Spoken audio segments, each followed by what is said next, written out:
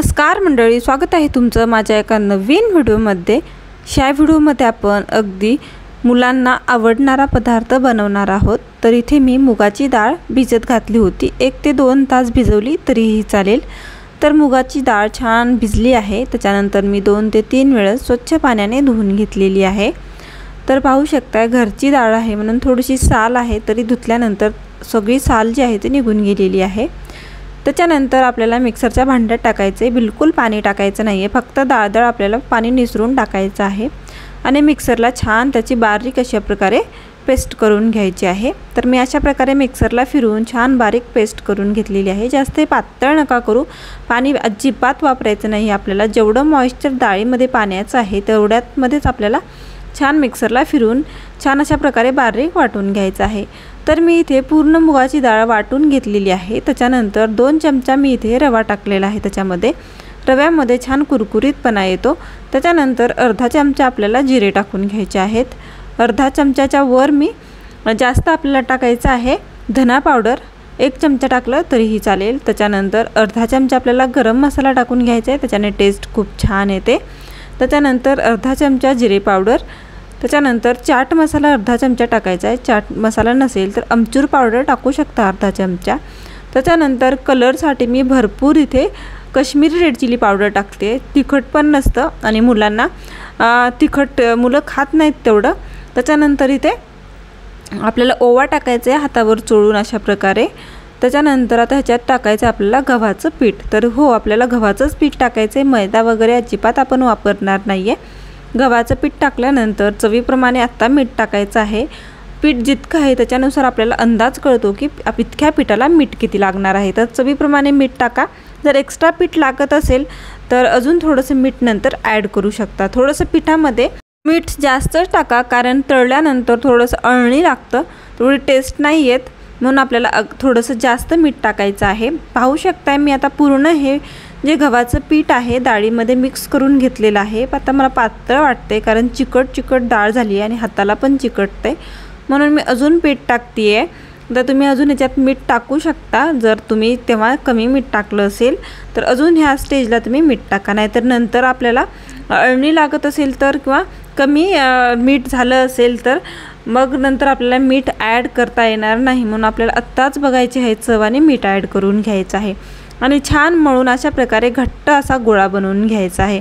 पाहू शकता घट्ट गोळा बनवून मी भिजत ठेवला होता 4 ते 5 मिनिटं। तर छान पीठ भिजलेलं आहे, मी अजून थोडंसं हाताने अशा प्रकारे चोळून घेते आहे। चोळून आपल्याला ह्याच्यातला एक छोटासा गोळा काढून घ्यायचा आहे आणि गोळा छान अशा प्रकारे कोरड्या गव्हाच्या पिठामध्ये बुडवून घ्यायचा आहे। आता आपल्याला लाटून घ्यायचा आहे, तर लाटून आपल्याला पातळ अशी एक चपाती लाटून घ्यायची आहे। जास्त जाड नका करू, पातळ अशा प्रकारे आपल्याला लाटून घ्यायचं आहे। लागलंच तर तुम्ही गव्हाचं पीठ ह्याच्यावर कोरडं गव्हाचं पीठ लावू शकता, जर तुमचं पीठ जे बेलण्याला किंवा कोळपाटाला चिकटत असेल तर पाहू शकता अशा प्रकारे आपल्याला पातळ अशी याची एक चपाती लाटून घ्यायची आहे। त्याच्यानंतर आपल्याला जे खालच्या पाहू शकता मी व्हिडिओत दाखवल्याप्रमाणे खालच्या साईडने अशा प्रकारे एक लोळी करून घ्यायची आहे। अशा प्रकारे पाहू शकताय तुम्ही मध्यभागापर्यंत आपल्याला अशा प्रकारे एक लोळी करून घ्यायची आहे। तुम्हाला जसा आकार द्यायचा आहे तसा तुम्ही देऊ शकता, जर असं नाही द्यायचं तर तुम्ही हार्ट आकार किंवा तुमच्याकडे जे साईज आहेत जे आपण बनवतो ना, ज्या साईजमध्ये तुम्हाला बनवायचं आहे तुम्ही समोसा साईज बनवू शकता, चौकोन, रेक्टँगल, हवं ते वर्तुळ कसंही असो, सर्कल वगैरे कोणी आवडत्या साईजमध्ये तुम्ही ह्याला कट करून घेऊ शकता। पण इथे मी नवीन एक साईज कट करणार आहे, अशा प्रकारे रोल करणार आहे आणि अशा लांब आपण जे बाहेर मुरकुल खातोत ना तशा साईजमध्ये मी कट केलेला आहे। पाहू शकताय तुम्ही तशाच प्रकारे आपल्याला दुसरंही करून घ्यायचं आहे।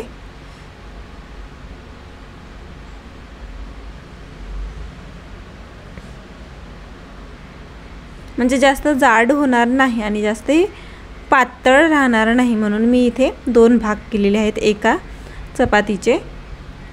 आता आपल्याला त्याच साईजमध्ये कट करून घ्यायचं आहे। तर पाहू शकताय मी अशा प्रकारे बनवलेला आहे आणि अशाच प्रकारे जे राहिलेलं पीठ आहे त्याचंही आपल्याला बनवायचं आहे। तर मी वेगळ्या वेगळ्या आकाराचे बनवून घेणार आहे। तुम्हाला आवडेल त्या साईजमध्ये तुम्ही कट करू शकता, हीच साईज बनवा असं काहीही नाही आहे। तर आता हे अशाच प्रकारे मी सगळं बनवून इथे घेतलेलं आहे, पाहू शकताय तुम्ही। आणि तेलही तापायला ठेवलं होतं, तेल मस्त गरम झालेलं आहे। गरम गरम तेलामध्ये आपल्याला हे टाकून घ्यायचं आहे। जेवढं तेलामध्ये मावतील तेवढे आपल्याला याच्यामध्ये तेलामध्ये टाकून घ्यायचे आहेत।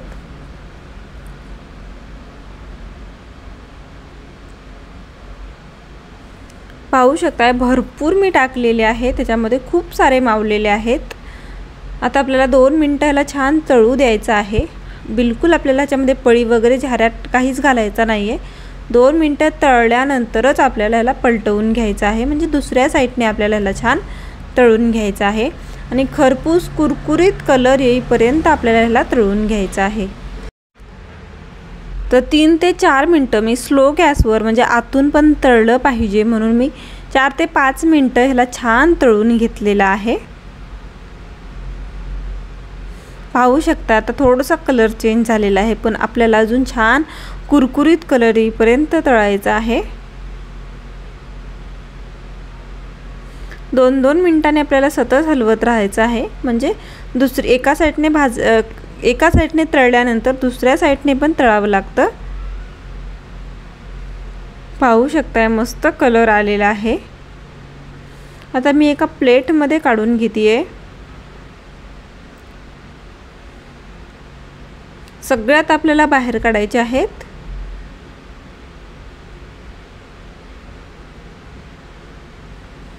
आणि अशाच प्रकारे जे राहिलेले आहेत ते आपल्याला तळून घ्यायचे आहेत। तर इथे मी आता सगळे तळून घेतलेले आहेत। पाहू शकताय तुम्ही किती छान कलर आलेला आहे। आणि माझ्या मुलांना तर खूप आवडलं आणि एकदम कुरकुरीत झाले होते। पाहू शकता आवाज येतोय, एका हाताने तोडते कारण एका हातात मोबाईल आहे, पण खूप ठिसूळे झालेले आहेत। नक्की ट्राय करा आणि प्लीज माझ्या चॅनलला सबस्क्राईब